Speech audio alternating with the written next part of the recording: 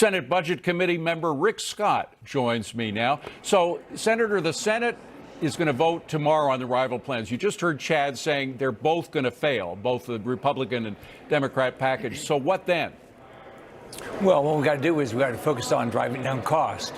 You know, I want to make sure people get health care. I grew up in a family without health care. I watched my little brother who had a disease not find a doctor. My mom couldn't find a doctor for him in our hometown. He had to go to a charity hospital 4 hours away.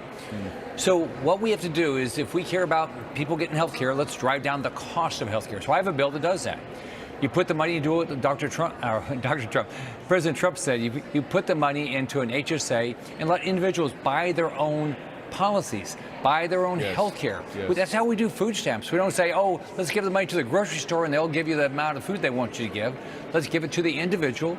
Let them make good choices, and they will for their family. Everybody will make a good choice, and they'll shop, which will drive down costs. That's what we got to do, drive down cost. And you drive down costs by taking away the middlemen. Everybody who's been in business, and you were in business, you were in the healthcare business, everybody knows you got to take out the middlemen. But as Chad just said, both plans will fail. They won't get enough votes. So what are you going to do?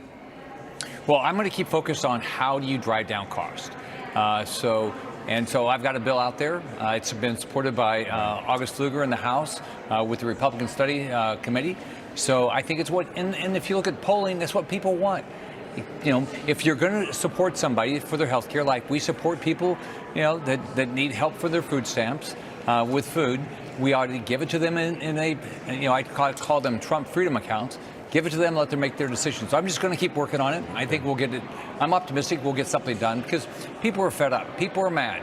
I mean, they are. They're going to be madder on January 1st when they see the rates go up. I agree with your solution, by the way, but again, the reality is if you don't have a plan, the rates are going to go up on January 1st. Let's bring it to something a little more straightforward.